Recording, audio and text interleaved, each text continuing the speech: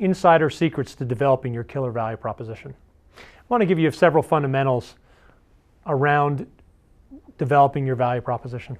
Number one, it probably isn't what you think. Number two, it may not emphasize ROI, as surprising as that sounds. Number three, it may be more emotional than factual. Number four, it may need to be more personal than corporate. Number five, you probably won't get it right the first time. Listen, you can save yourself a lot of frustration as you develop your killer value proposition by paying attention to this section. We'll get to the actual steps later, but these secrets get to the heart of the matter. These are things that I've learned by trial and error myself in successful turnarounds, learned from my failures, and also learned working with clients across a broad spectrum of industries. And they're also some of the most overlooked points that no one talks about in developing a value proposition. The more purposeful you are in applying these principles, the higher the likelihood of your success. So here goes. Number one, it probably isn't what you think. This often surprises clients because what ends up being their killer value proposition can often be something they never considered. IBM is an excellent example, as we outline in the next section. One of the things IBM found was as they were selling against CSC and Perot Systems in offering time-based computing services, was that they really had nothing different and that they were offering something that ultimately came down to price. One of the things IBM had to do was look inside their business to find something that differentiated them that wasn't completely obvious to the outside world. Well, in Fishkill, New York, not too far from where I grew up, IBM has a facility behind tank barriers, if you can believe this, that has their brains, the propeller heads, that are in a think tank. And these brains spend all their time coming up with new ideas. Well, what IBM realized is that this was a competitive asset that they were not using in their sales. So what they did is they sent these guys to charm school, they dressed them up in suits, and they sent them out with the sales force to solve customer problems when they were on sales calls. So what happens is, for example, they go in to see Boston Coach, and everyone is trying to bid for Boston Coach's computer business. But the propeller head in the room, the bright PhD, no disrespect to him, sits there and he goes, you know, you don't need more cars. You don't need more vehicles. What you need is a scheduling system that will optimize the usage of all your current vehicles in the most efficient way. And people look at him and they're like, and he's like, and I can help you build that. Guess who won Boston Coach's business? Within their business, they had secret sauce. They had something that they weren't even considering could differentiate them.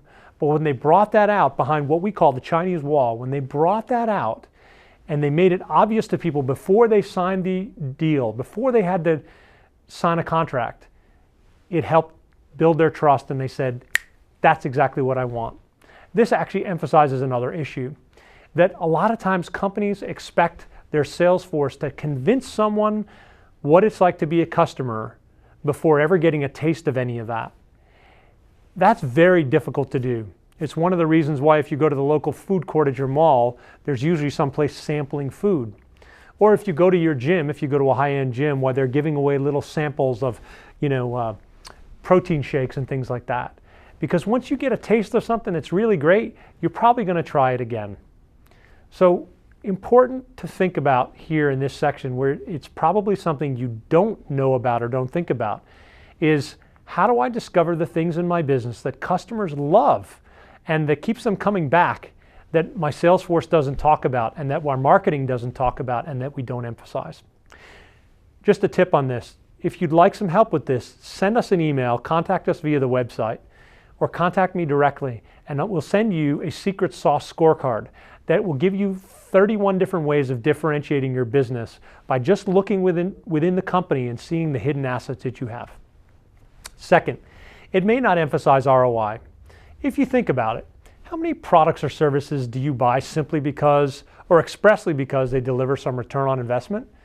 The reality is, when it comes down to it, if you have a need, you find a solution provider who can meet it. And for most people, that means finding someone that they trust. A very basic example.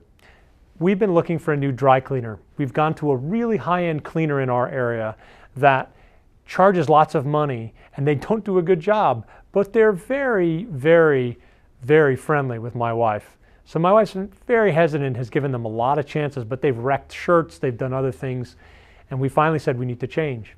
So my wife tried another dry cleaner, and in fact, what she found was that the dry cleaner did great work, but they were really unfriendly.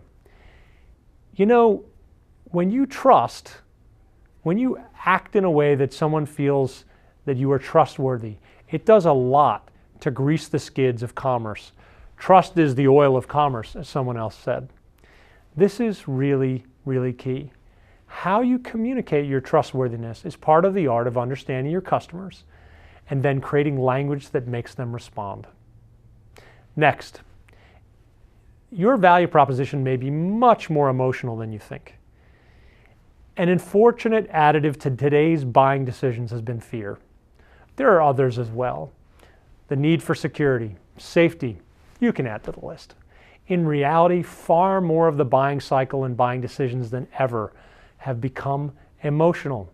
As logical as it seems that ROI would be the big thing, buyers ask themselves some very fundamental questions, either purposefully or inside on an unconscious level. And those questions sound like this. Number one, do I feel understood? Number two, do they think like I do? Number three, do I feel like they're going to do right by me?